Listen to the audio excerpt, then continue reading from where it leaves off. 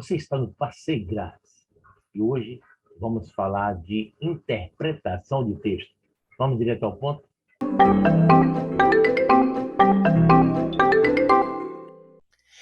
Vamos falar da interpretação de texto agora, da parte objetiva e direcional. Quando eu digo direcional, estou falando aqui direcional para a própria prova. Vamos pensar na prova agora. Dicas para acertar as questões de interpretação em concurso. Primeira coisa é calma, calma, calma. Não ler o texto. Isso é loucura? Não, não é loucura. Precisamos partir para as questões mais rápidas primeiro, né? Depois para as questões mais demoradas. Então, comece sempre pelo comando da questão. Como assim, Jabas? Vamos ver na prática, é isso, né? Identifique primeiro o que está por trás da questão. Antes de ler o texto, o que está por trás da questão de interpretação? Qual ponto de conhecimento será essencial para que eu saiba responder esta questão? Isso é a pergunta que você deve fazer ao ler a primeira questão de interpretação de texto. O que eu preciso conhecer dentro do texto? É como se fosse assim, o que eu vou buscar dentro desse texto? E eu só sei isso olhando a primeira questão. Observe se tem duas alternativas com a mesma resposta. Como assim com a mesma resposta idêntica? Mais ou menos. Isso se chama de duplicata, porque elas correspondem à mesma informação. Uma é uma espécie de paráfrase da outra. Diz a mesma coisa com outras palavras. Exemplo, letra A, primeira capital do Brasil. Letra B, Salvador. Obviamente que A e B estão anuladas. Nesse caso, não há como a resposta ser a letra A ou a letra B. Porque essa duplicata anula essas possibilidades. Isso serve para todas as provas de concurso, de todas as disciplinas, de todas as matérias. Isso acontece muito. Prova de informática, vai ter isso aqui. Vai ter isso aqui. Prova de informática também. Okay? No começo da prova, o candidato ainda não está devidamente concentrado. Lembre que a prova começou, você não está concentrado. Então, o seu cérebro ainda está aquecendo. Então, é melhor responder provas que exijam saber ou não saber. A questão mais objetiva, ou eu sei ou eu não sei. Questões como regência, crase, eu sei se a crase está certa ou não sei. Começa fazendo esse tipo de questão. Depois você está aquecido, você diz, finalmente agora eu vou para o texto. Quando chegar a hora de fazer as questões de texto, você vai ler as alternativas primeiro, e nas alternativas você vai marcando a ideia central de cada alternativa. Você pode, inclusive, acertar a questão de interpretação sem ler o texto. Acredite. É possível. Mas, se for preciso ler o texto, dê uma lida geral. Primeiro, uma primeira lida geral. Depois, uma leitura demorada, grifando os elementos centrais de cada parágrafo. É possível fazer assim. Embora essa aqui não seja a forma mais rápida, não seja a forma mais econômica, mais objetiva. Porque aqui sim, se você já leu as alternativas, então você pode ir grifando os elementos do texto que estão inseridos nas alternativas lidas. Como é que a gente sabe isso? Vamos ver. Observe que aqui tem, de um lado aqui, essa prova do Banco do Brasil, César Gran Rio. O título é Sorte, todo mundo merece. Agora você vai na descrição do vídeo, que tem o link aí para você baixar a prova que eu vou comentar agora, a prova do Banco do Brasil. Vá lá, clica no link, baixa a prova e acompanhe, se você quiser acompanhar. Se não quiser, pode assistir ao vídeo diretamente que não tem problema. O título é Sorte, todo mundo merece. E o subtítulo é Afinal, existe sorte e azar?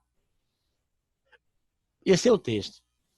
Então é comum que o candidato passe logo a ler esse texto, depois de ler, ele vai lá, relê, marcando os pontos.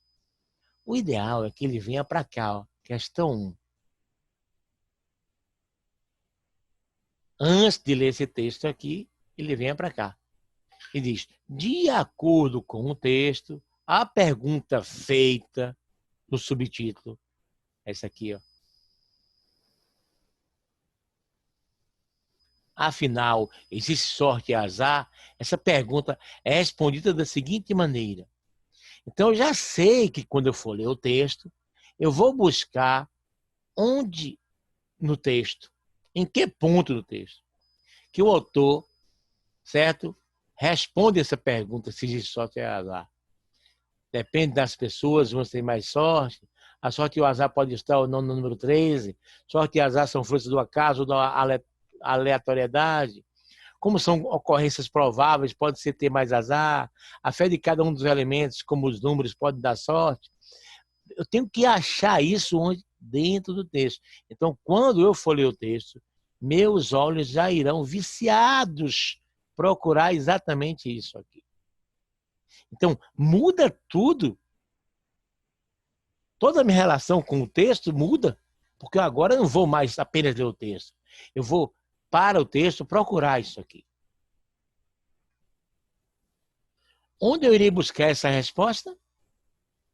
No texto. O cerne da questão é o conceito de azar e sorte. Que ele pergunta aqui, né, existe sorte e azar? Onde é que é respondido? De que maneira responde isso no texto? Se existe ou não. A resposta é a letra C. No texto se comprova isso. Isso o quê? Azar e sorte são sinônimos da mesma palavra, ele diz. Que palavra é? Acaso. Matematicamente, o acaso, azar e sorte, tá vendo? O acaso, a sorte e o azar, né, é a aleatoriedade. E, pelas leis da probabilidade, no longo prazo, todos teremos as mesmas chances de nos depararmos com a sorte. Essas aspas aqui, ó, indicam que esse trecho que eu estou marcando aqui está lá no texto. Veja a seguir o trecho do texto em que encontrei isso. Aqui, ó. Tá vendo? Tudo aqui, ó. Ó, aspas aqui, ó. Começa aqui. Azar e sorte são sinônimos da mesma palavra. Que palavra é essa? Acaso. 2 pontos para implicar que palavra é essa. Acaso. Matematicamente, o acaso, quer dizer, a sorte e o azar, explicando, é a aleatoriedade. Então, por isso que eu respondi ali a letra C. Vejamos a questão 2. A questão 2 diz, o período em que a expressão no fundo, olha o que eu vou procurar no texto, está usada com o mesmo sentido com que empregado na primeira linha. Gente, aqui eu vou na primeira linha do texto. Ó. Vou lá na primeira linha. Veja o sentido da expressão no fundo. Veja o sentido dessa expressão. E vou procurar qual dessas alternativas a expressão no fundo está empregada da mesma forma que na primeira linha do texto. Então, quer dizer, eu já vou viciadinho lá no lugar, ó. Não vou ler o texto, eu vou lá na primeira linha e vou ver. Só isso que eu faço. O cerne da questão é a expressão no fundo. Onde está essa expressão? Na primeira linha. Preciso, então, interpretar isso. Ó, ele diz, no fundo, a diferença entre sorte e azar está no jeito como olhamos para o acaso. Então, no fundo, né? No íntimo, né, gente? Significando isso, ó, no íntimo, já sei que tem esse sentido. Daí, A resposta é a letra D. Na primeira linha, no fundo, a diferença entre sorte e azar está no jeito como olhamos para o acaso. Olha que está entre aspas, que foi retirado do texto, né? Estou retirando para provar. O termo no fundo está empregado com o sentido de no íntimo.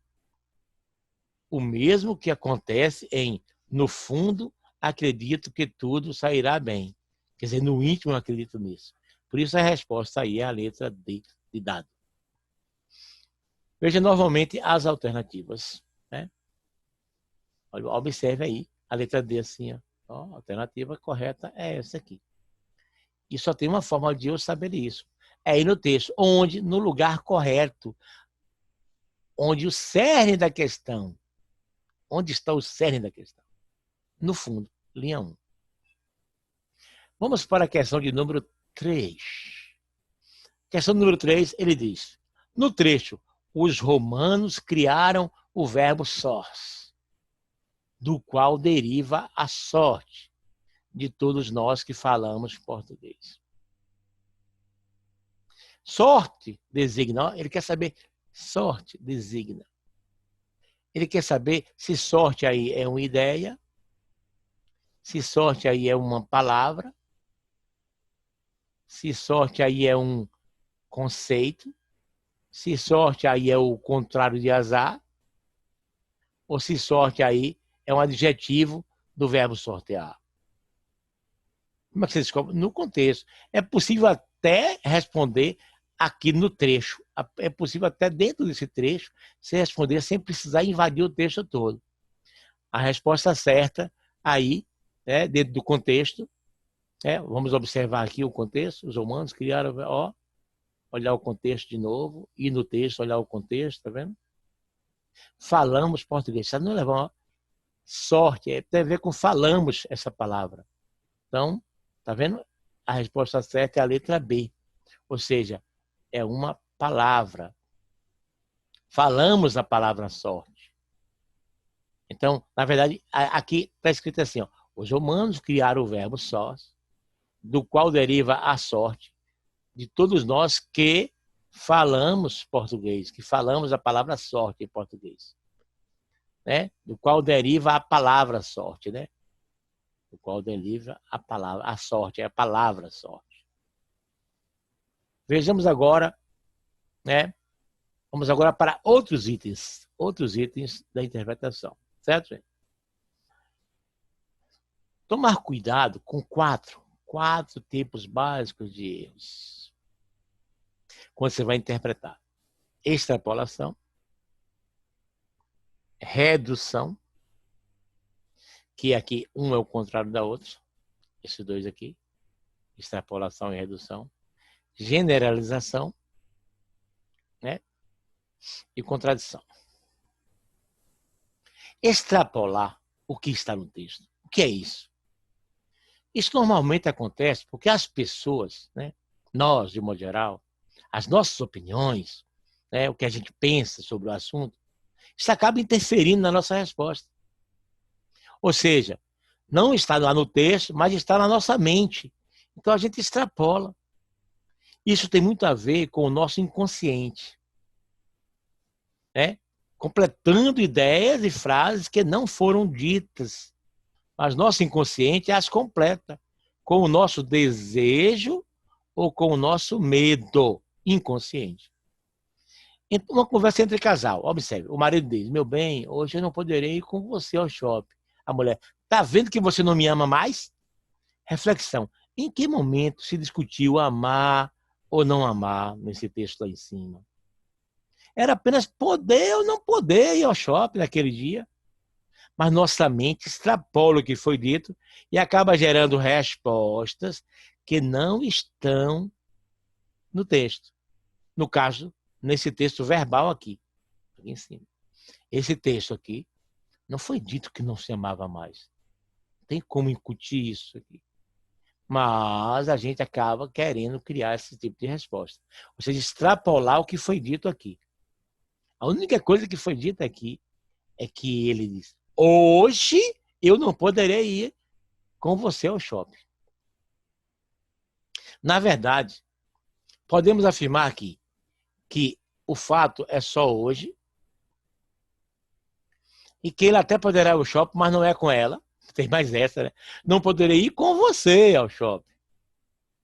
Se ele tirasse com você aqui, eu poderia dizer que ele não poderia ir ao shopping, mas ele não pode ir com você porque talvez ele até vá ao shopping, mas vá com alguém, vá com o patrão, vá com alguém, e não dá para voltar para buscar ela. Então, eu tenho que interpretar o que está me dizendo aqui, e não o que minha mente cria. Eu não posso extrapolar isso aqui. Generalizar. Generalizar, todo mundo sabe o que é generalizar. É falar, todo mundo que faz isso é aquilo. Né? Não vou lhe dar exemplo para não ser preconceituoso, mas a generalização normalmente vem em seguida desse preconceito. O enunciado diz, vou dar um exemplo, né? Alguns indígenas acabaram aceitando a catequização, beleza? Mas a questão diz que os jesuítas chegaram ao Brasil e catequizaram os índios.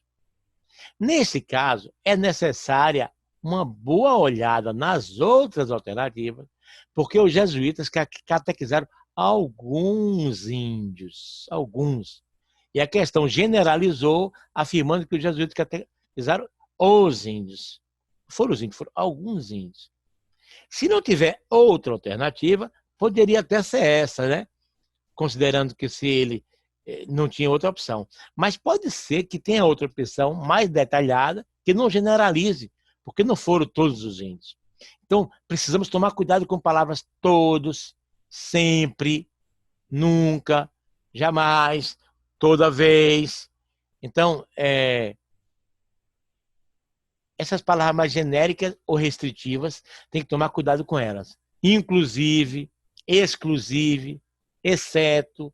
Tomar cuidado com essas palavras na hora de interpretar o texto. Restringir. Ele vai restringir o assunto. O assunto diz, todos os bancos aumentaram a taxa de juros para empréstimo. E a alternativa diz, o Banco do Brasil e o Bradesco foram os bancos que aumentaram a taxa de juros. Não, não é verdade. Todos aumentaram, certo? Agora, isso poderia ser verdade. Cuidado, dentro de um item, por exemplo. O Banco do Brasil e o Bradesco aumentaram os juros? Resposta, sim. Por que sim? Porque já que todos aumentaram, o Banco do Brasil e o Bradesco aumentaram. Mas o Banco do Brasil e o Bradesco foram os bancos que aumentaram? Não, porque foram todos. Mas o Banco do Brasil e o Bradesco aumentaram? Sim. E foram eles que aumentaram? Não, foram todos.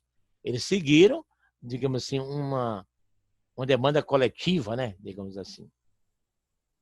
Contradição. Contradição é ser contra o texto. Consiste em o texto dizer aquilo que para você é um absurdo. Rapaz, como é que diz isso? O texto diz, por exemplo, que Deus não existe. E você é um cristão ou um deísta. E resolve discordar. Rapaz, que absurdo falar que Deus não existe. Então, cuidado. Facilmente você será traído na hora das alternativas. Porque o seu cérebro vai querer dar aquela resposta que tem a ver com o óbvio para você. Qual é o óbvio para você? Deus existe. Mas não é isso que a prova quer. A prova quer saber se você compreendeu o texto, não é se você acredita em Deus, não. É importante saber isso. Mesmo discordando do que o texto disse, na hora que perguntar, Deus não existe, você fala sim, resposta verdadeira. Por quê? Porque o texto disse que Deus não existe. Ah, mas se eu falar isso, eu vou para o inferno? Não, que você não disse. Não é a sua interpretação, é a interpretação do texto. Por isso que diz interpretação de texto e não interpretação de Jarbas. Sempre associar a ideia do texto não verbal com o texto verbal. O que é o texto não verbal? Não verbal é o texto com desenhos. Qualquer desenho que tem, qualquer desenho que tiver, certo? qualquer desenho que tiver, acredite, qualquer desenho que tiver, observe que desenho é esse, o que é que tem no desenho, se os desenhos são iguais, se estão felizes, se tem personagens, se gesticula, se tem um símbolo, se tem falando alguma proibição nesse texto não verbal, o que isso quer dizer. Veja que relação tem esse texto não verbal com o texto verbal, isso é importante demais. E o mais importante de tudo é ler, ler, ler. E depois praticar, praticar, praticar. Fazendo o que, Jarbas? Respondendo provas. Isso é muito importante. Inscreva-se no canal que você terá todas as aulas de todos os concursos, de todas as matérias, para você passar grátis, porque você está no Passeio Grátis.